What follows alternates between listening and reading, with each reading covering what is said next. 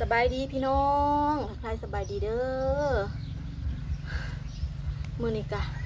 หลังจากขึ้นมาได้ใส่บาตรกินข้าวกินน้ำแล้วเวียกเพื่อนเวียกซ่านกะสิมาออกกำลังกาย ออกแห้งพี่น้อง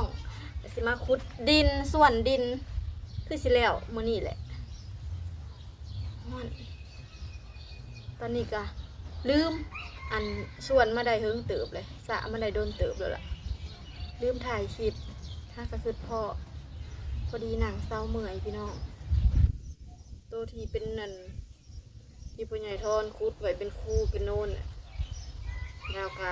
ส่วนลงกันแล้วล่ะไก่สิแล้วคุณเดบันนี้ฐานย่ามแรงไปเลยพี่น้องฐานเอาดินเขาเนาะข้าเจ้าพวกข้าเจ้าหาแก่ดินคายส่วนย่ามแรงทุกแรงพูดแหละทีนี้ก็เฮ็ดสมิธไปก่อนได้หลายอย่างอยู่ได้ก็อันต่อเติมครัวได้เฮ็ดห้องนอนได้กำแพงได้ปีละเล็กละน้อยพี่น้องปีได้บ่มีเงินจะบ่ได้เฮ็ดเนาะถ้ากะครบรอบเพื่อนเฮานี่ที่เฮาขึ้นอยู่ถ้ากะครบรอบ1 ปีบางวันยังมื้อที่ดาวไปหาหมอน่ะก็ครบรอบมื้อนั้นเลยพี่น้องวันพุธเนาะวันศุกร์เนาะวันศุกร์ ลงเลยครบรอบ1 ปีที่เฮาขึ้นอยู่บ้านหลังนี้จ้าขึ้นอยู่แรกๆกันเนาะประตูหน้าต่างก็ยังบ่มีพี่น้องยังจำได้อยู่มื้อที่เฮาขึ้นอยู่มื้อที่เฮาขึ้นบ้านใหม่ก็คือประตูก็คือหอบเพื่อนประตูใหญ่หน้าต่างก็คือบ่มีเลยเนาะที่เฮามาอยู่แรกๆได้หลายอย่างอยู่พี่น้องคอยเป็นคอยไปแต่ละปีนี่แหละเพื่อนเฮาก็ได้เพราะว่าพ่อใหญ่ทอนเพิ่นเฮ็ดหลังใหญ่เนาะงบก็แต่ละอย่างก็สิใส่เงินหลายค่ะนะเลยบ่แล้วจักเทื่อ คอยเฮ็ดไปกำแพงเฮานี่แหละรู้สึกว่าพ้นสิปลาช่วงอีกแล้วเด้อพ้นสิถิ่นช่วงอีกแล้วพี่น้องไถนาไว้ว่าสิหวานเขายังบ่ได้หวานพ้นแดดท้องฟ้าแบบแจ้งจางฟางบ่มีฝนนะทำเบิ่งท่าทีคือสิบ่มีฝนดีแต่ว่าเฮาอ่อนมาสะดินนี่ก็แบบจำนี้มันก็ตะเวนแบบยังบังเฮือนอยู่เนาะก็คือมันก็ยังบ่แดดก็มีลมเนี่ยก็คือพอเฮ็ดนะบัดแดดส่องมาทางนี้เฮาก็ช่วงประมาณ11 โมง 10 โมง 11 โมงเนาะมันแดดเฮาก็อย่าผู้ใหญ่ทอนเราเฮ็ดผู้ใหญ่ทอนเฮ็ดเองเบิดตัวนี้เพิ่นคอยเฮ็ดผู้เดียวแล้วผู้ใหญ่ทอนแบบขยันเก่งพี่น้องแล้วเฮ็ดแต่ละอย่างก็คือแบบสำเร็จเบิดค่ะนะก็คือกำแพงกับเราอันคันนะมันเล็กคันทางหลุมก็คือผู้ใหญ่ทอนเฮ็ดเองก็คอยเฮ็ดแต่ละมื้อก็แล้วไปเองเน้นความเพิ่นนั่นแหละความเราอ่ะเดี๋ยวให้มาลุยกันเลยพี่น้องพักผ่อนเหือจักมาได้ไสเป็นผู้ใหญ่ทอนคือบ่ได้มีเหือ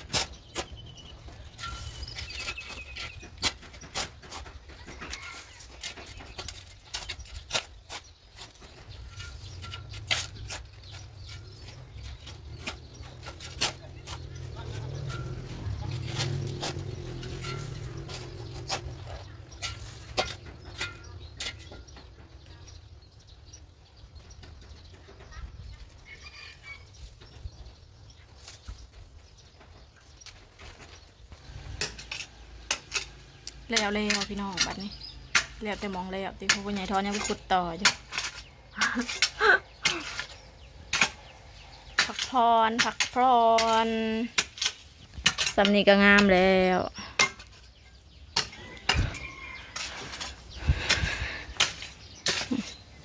พ่อใหญ่ยังขุดบ่ได้ถอยก็สิประมาณนี้แหละพี่น้องเอาไป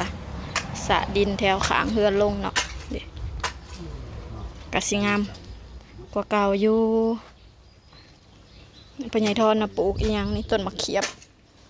ต้นมะฮุงต้นมะเขียบบ่ให้ดินว่างเลยจ้านี่ว่างนี่ยังสิขุดอีกน้อยหนึ่งอันมันยังแข็งดาวก็อัดเปิดน้ำมาใส่มันอ่อนจังสิขุดกะซ้ำนี่ก็ถือว่าโอเคแล้วล่ะพี่น้องจ้าเดี๋ยวถ้าพ้นตกก่อนจังสิตัดหญ้าออกให้มันอันนั้นขึ้นมาใหม่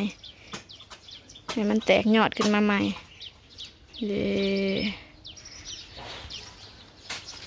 มุมนี้กะผู้ต้องเอาดินใส่ให้มันเต็มมาแต่ผุนเลยพี่น้องมันนี่คือกล้วยพ่อใหญ่ทอนไก่สิพอตัดแล้วประมาณนี้แหละจ้าจากอีหยังเครื่องของสะทรายเต็มอยู่